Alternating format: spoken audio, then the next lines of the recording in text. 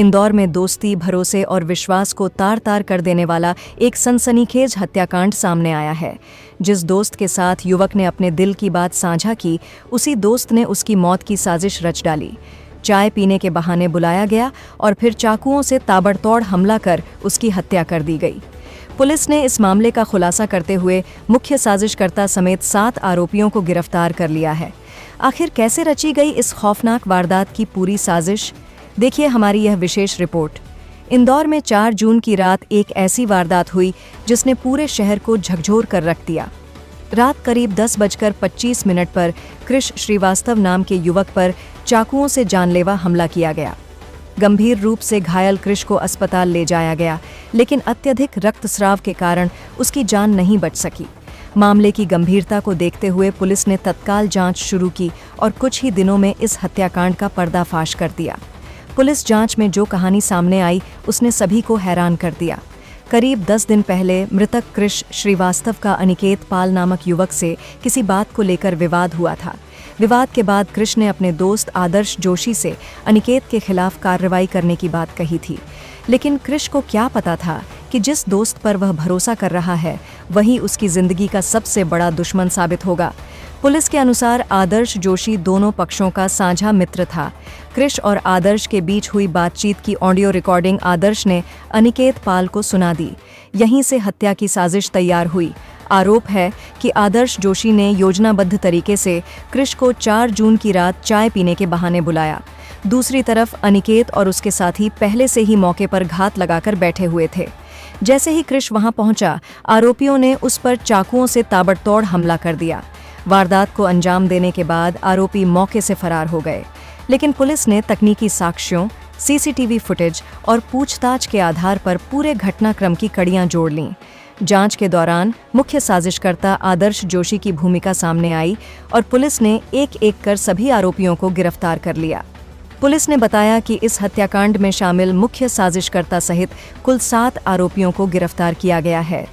आरोपियों से पूछताछ जारी है और मामले के हर पहलू की जांच की जा रही है। इस खुलासे के बाद यह मामला पूरे शहर में चर्चा का विषय बना हुआ है, क्योंकि इस वारदात में दोस्ती और भरोसे के रिश्ते को ही हथियार बनाया गया।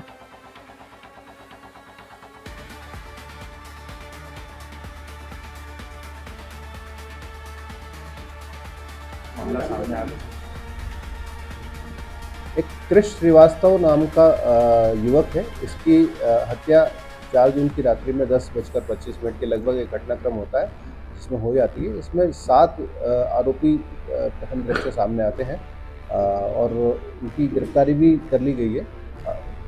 कृष श्रीवास्तव का 4-5 दिन पहले, लगभग 10 दिन पहले, 22-23 मई के आसपास की बात है, झगड़ा होता है, कहासुनी होती है अनिकेत पाल से, और अनिकेत पाल के द्वारा इसको और कृष श्रीवास्तव के बीच में जो कहासुनी होती है, इसकी चर्चा कृष श्रीवास्तव के द्वारा अपने एक दोस्त आदर्श जोशी से की जाती है। आदर्श जोशी जो कृष श्रीवास्तव का भी दोस्त था और आरोपी अनिकेत का भी दोस्त था। इनके बीच में जो चर्चा होती है वो आदर्श जोशी अनिकेत को बताता है कि तुम्हारे बारे में वो ऐसा बोल रहा था, तुम्हारे बीच में झगड़ा हुआ था, और वो ऑडियो रिकॉर्डिंग उसको देता है। फिर 4 जून की रात्रि में आदर्श जोशी ही कृष श्रीवास्तव को बोलता है कि तुम वहाँ पहुँचो, हम आ रहे हैं चाय पीने के लिए, जो घटना स्थल है उस स्थान पर।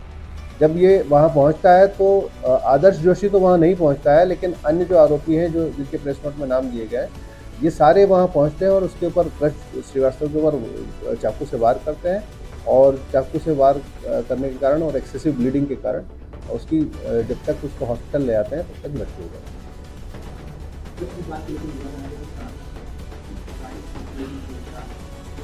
जो 22 या 23 मई को जो इनके बीच में कहासुनी हुई थी, उस कहासुनी में इसने मृतक के द्वारा उनको जो भी कहा था, उस आधार पे आदर्श जोशी के साथ जो बात होती मृतक की, उसमें उसने कहा था कि अनिकेत की फील्डिंग करना पड़ेगी, मतलब हम अनिकेत के साथ मारपीट करेंगे आगे चल के, इस तरह का उसका कुछ भाव रहा होगा। रिकॉर्डिंग में अनिकेत की फील्डिंग करना पड़ेगी।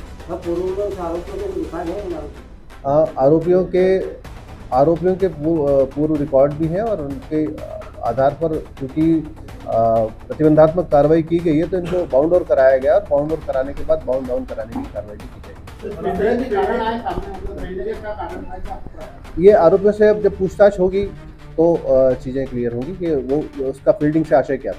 सर आदर्श जोशी ने मिलने बुलाया था तो क्या उसको हत्या का पता था कि हत्या करने वाले उसको भी आरोपी बनाया गया? आदर्श जोशी को इसमें आरोपी बनाया गया है। सर इसमें रिकॉर्डिंग का जिक्र किया गया है कि रिकॉर्डिंग सुनकर उसको हत्या को अंजाम दिया, तो रिकॉर्डिंग में किस तरह की बात सुनकर उसको इस्लाम है? रिकॉर्डिंग को पूर्णतः सत्य न मानते हुए पहले हम उसका परीक्षण कराएंगे, ऑफिशियल परीक्षण, और उसके बाद ही उसको ओपन करेंगे। अभी वर्तमान में हमने इस चीज़ को आधार बनाया है कि आदर्श जोशी के बुलाने पर ये वहाँ पहुँचा था, और आदर्श जोशी तो वहाँ नहीं पहुँचा, बाकी आरोपी वहाँ पहुँच करके उन्होंने मर्डर किया है, तो उनको आरोपी बनाएंगे। सर एक के बाद एक ही थाना क्षेत्र में जो हत्याकांड घटा एक ही दिन में घटी, कहीं इस तरह की कोई लापरवाही या कोई गंभीर जो पहला हत्याकांड है जिसमें भाई के द्वारा भाई का मर्डर किया गया है, उसमें तो चूंकि पारिवारिक विवाद था और इस तरह की कोई पहले सूचना पुलिस के पास नहीं पहुंची थी, तो इसमें लापरवाही तो नहीं दिखाई देती है। दूसरा जो हत्याकांड है वो 22 मई को जो इनके बीच में कहासुनी हुई है, उसकी कोई रिपोर्ट इनके द्वारा थाने पर नहीं की गई है, जिसके कारण से इनके खिलाफ कार्रवाई की जाती। तो उसमें जो आरोपीगण हैं हत्याकांड के, उनके खिलाफ प्रतिबंधात्मक कार्रवाई पहले से की हुई है और उनको बाउंड और कराया गया है। तो स्पष्टतः कोई लापरवाही इसमें पुलिस की नहीं है। तो देखा आपने कैसे एक मामूली विवाद ने खूनी रूप ले लिया और कैसे एक दोस्त ही मौत की साजिश का हिस्सा बन गया। इस मामले पर आपकी क्या राय है, हमें कमेंट करके ज़रूर बताइए।